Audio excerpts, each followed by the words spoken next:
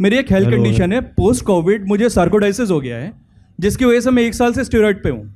तो अब इससे दिक्कत क्या हो रही है कि मेरा ग्रेड 2 फैटी लीवर हो गया है। अगर मैं वेट कम करना चाहता हूँ तो वेट ट्रेनिंग के दौरान चोट लग जाती है, क्योंकि वो कैल्शियम पे असर डालता है और डायबिटीज़ की तरफ ले जा रहा है। तो मैं इसे कैसे संभाल सकता हूँ? देखिए, इसमें आपके हाथ में एक ही चीज़ है, वेट घटाना। स्टेरॉयड तो देंगे तो वेट बढ़ने की पूरे चांसेस हैं, और आपके स्पेशलिस्ट ने कहा ही होगा कि देना है।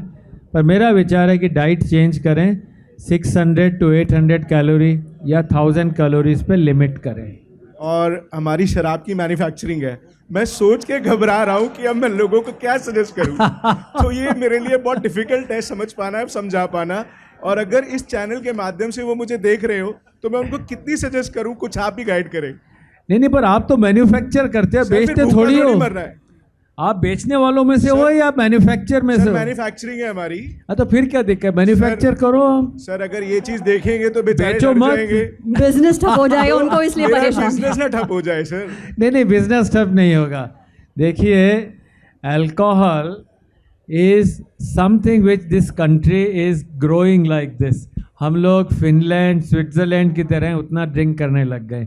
अगर हम लोग ड्रिंक करें जो कि सोशल पार्टीज़ में हो, सोशल का मतलब नहीं हर रोज़ वाली, once in a blue moon, once in 15 days, इतनी बड़ी पॉपुलेशन है, थोड़ा थोड़ा आपका अच्छे से बिक जाएगा। पर मैं सोचता हूँ अल्कोहल को यूज़ करके गाड़ियाँ क्यों नहीं चलाते?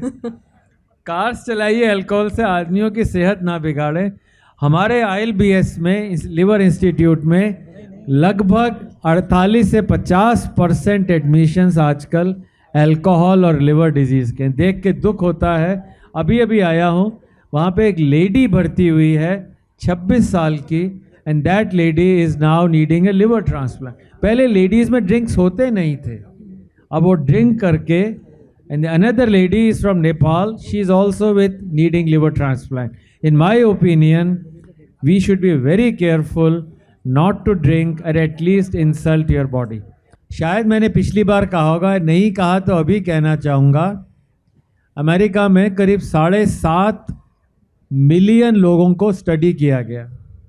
ध्यान से सुनिएगा, जिनके पेरेंट्स ओबीस थे, मदर और फादर ओबीस थे, उनके लगभग 90% बच्चे पैदा होते ही ओवरवेट थे।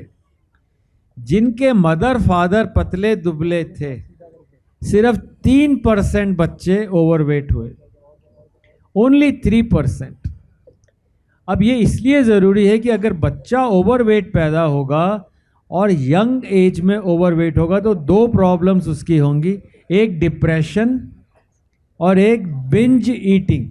अगर बच्चा होता है यंग एज में, वो कहता है सर मुझसे रुका ही नहीं जाता, थोड़ी देर में चॉकलेट खाया, थोड़ी देर में ये खाया। If you have to be wise for this country and if you are a patriot, आपको यह याद रखना है कि हमारे छोटे बच्चे स्कूल में 10 साल से कम हेल्दी रहें, उनको बिंज ईटिंग ना हो, और parents should not think of having children unless they are lean and thin. Otherwise, India will have a generation which will be obese, almost half of us, by 2050.